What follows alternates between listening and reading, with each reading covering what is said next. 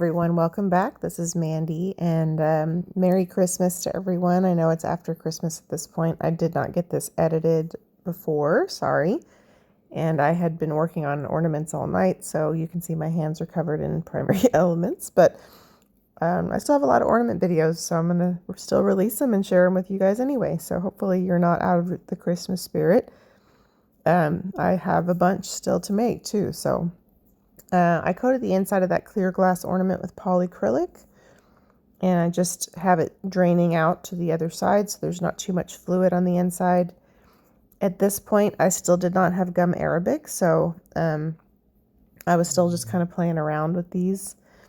So in this video, I've done 4 ornaments. I sped them up a little bit, and I have basically done 2 different color schemes. So all I'm sprinkling in there is a tiny bit of xanthan gum because I did not have gum arabic, which is what you should use. So just a word of caution, when you do sprinkle in the gum arabic, you don't want a bunch in one spot. And that's interference red I'm going to use next. You want it very sparing, and you want to tap it so it moves around, because if you get too much where it doesn't have enough liquid to absorb, it'll either stay chalky or it can even dry out, and then you might have a spot that's not covered. So that first color was interference red. This next color is wild plum, I think. Yeah, from Primary Elements, and it is a gorgeous color, let me tell you. And so the Colourarte Primary Elements work great in this technique because they're water soluble, so they react to that liquid really, really well. So I'm also going to use a little bit of black cherry. So all I'm doing here is just tapping that to help move that around on the meaty part of my hand. And I should not have my ring on because I've already broken an ornament earlier that evening, not on my ring, but just by tapping too hard. And what's really cool about these ornaments is they really continue to change over time. I will say, when you use a darker color, it's going to overpower the other colors. So use it more sparingly than you think. So we're going to use a little bit of black cherry, which is also from Colourarte Primary Elements. These really turned out very beautiful.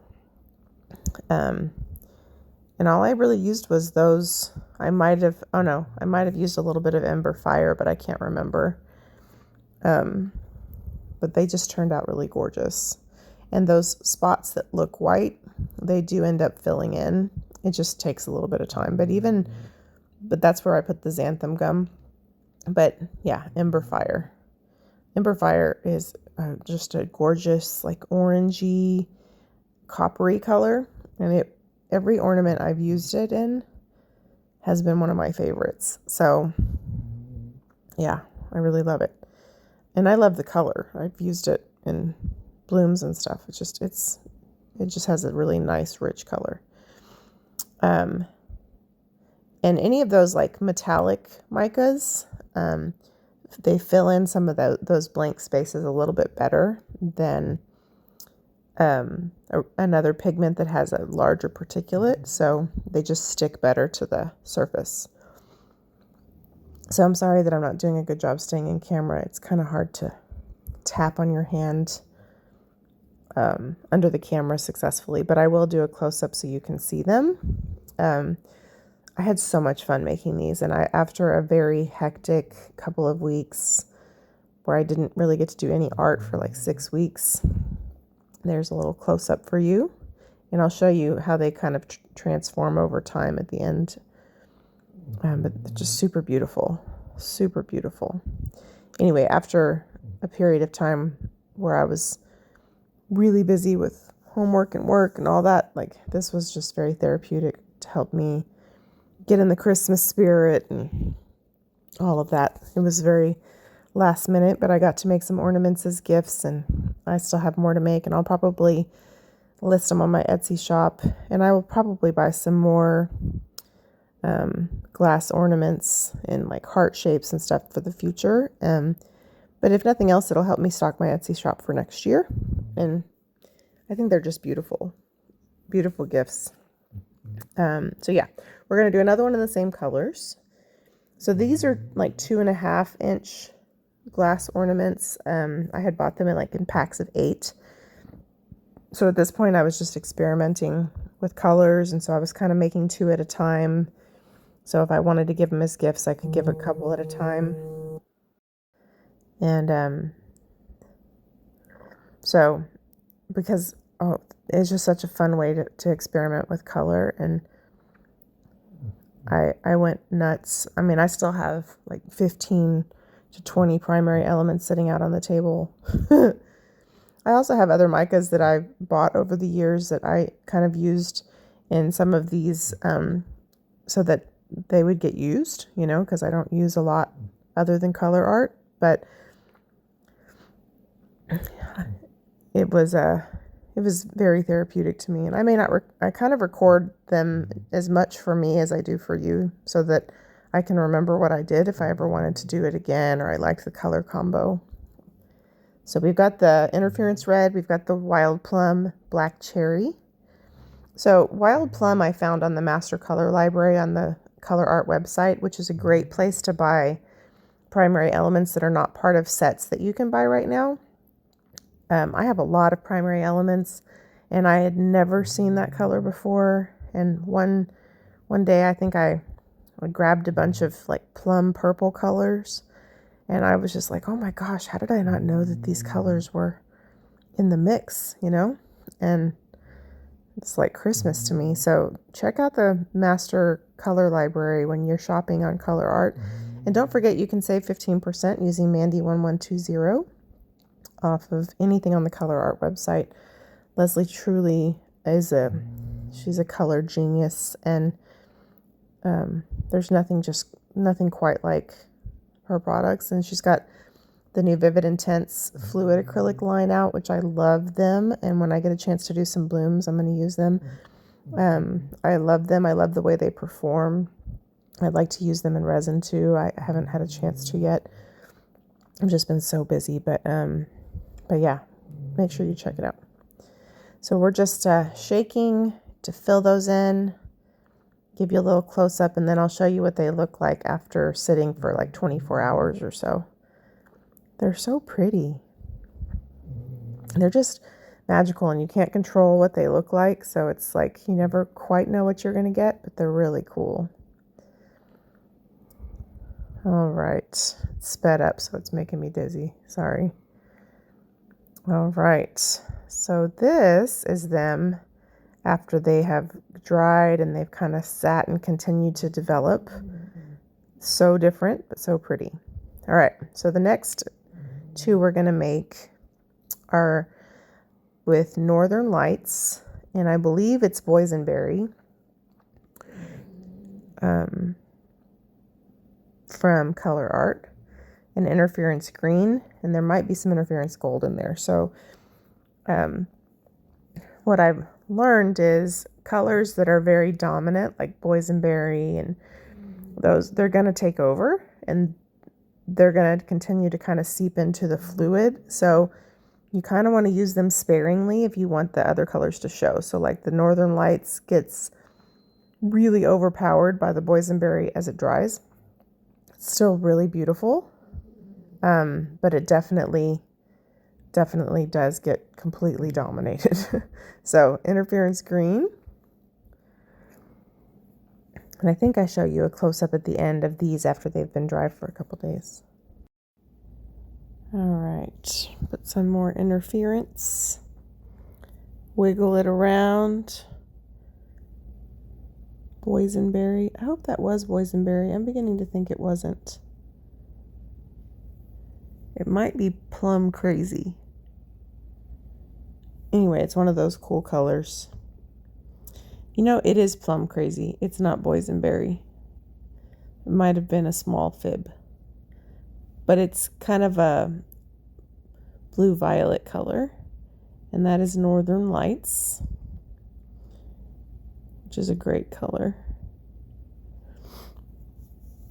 These are so much fun, you guys. So if you need activities to do after Christmas, especially now that all the ornaments and stuff are on sale, It's a great, fun thing to do. And I suppose you could do them with glitter too. I've seen other people do them with glitter. But it would work best with the super fine glitter. So you could also use glitter in between some of your colors, I suppose. But I just like the way these work. They're so beautiful. So don't be surprised if you keep seeing ornament videos when it's not anywhere close to Christmas time. So that is a gold, just to kind of fill in. And then we'll do one more of these. The gold is really a filler and doesn't really end up showing a whole bunch on these. Especially because as these continue to dry, they that darker bluish purple color really takes over. But you can see the gold right there. But that's the one thing is, like, don't overwork them, because as they continue to develop, they're gonna change a little bit. So my best suggestion would be a little less heavy-handed on the darker colors. And even when you first do them and they look weird, they're gonna change. I have some videos coming up where I do some and they look real spotty and patchy, but as they continue to develop, they change a lot. Usually in a very favorable way. So we're going to do one more with the same colors. This time I'm going to put the Northern Lights in first instead of the Plum Crazy. Now I'm starting to wonder if I have that color completely mixed up or if I used it twice. Because I have another video I haven't edited yet where I use what I think is Plum Crazy and Peacock Feather or Guatemalan Green again. But I can't. Maybe it's Wild Plum. It's Wild Plum. I'm pretty sure. Sorry, you guys. I'm not usually so disorganized, but I think it might be Wild Plum. Can't find my pen. So anyway, I'm going to write it down. I'm pretty sure it is. I was playing around with those colors. I had them all out. Look how purple my fingers are. Don't worry. I do take baths and stuff. I was just in fierce ornament mode. And I should have been wearing gloves and all of that. I get it. Look how pretty Northern Lights is. I should do one with just light colors, like Northern Lights. But I do enjoy the contrast of the dark, but I should do some with some lighter colors. So I did, I have some upcoming videos where I did some to match a Christmas tree with a sunflower theme. And I did some that were intended to be red and kind of gold and white. Then I did some like greenish ones. So I've done quite a few, so you're probably going to see them here and there. And I was watching Artist Till Death, and Erica said that she did this technique on a vase, on the inside of a vase, and then she just resined the inside. And I was like, that's genius. But then I started thinking logistically how you would apply the resin, because the inside's going to be rough and powdery. So really the only way to apply resin would be to pour it, which would be a lot of resin. But it could be a fun project on a vase that you wouldn't be able to really decorate otherwise. So who knows? I need to maybe ask how she did that, but they're a lot of fun. There's some more gold to fill in the spaces. And then I'll give you a little close-up and show you how these develop. These definitely got a lot darker, and the Wild Plum or whatever color, I can't remember, it definitely took over. But they're still really pretty. So I find, more than 2 or 3 colors for something small like this is really just wasteful, because you're not going to be able to see much.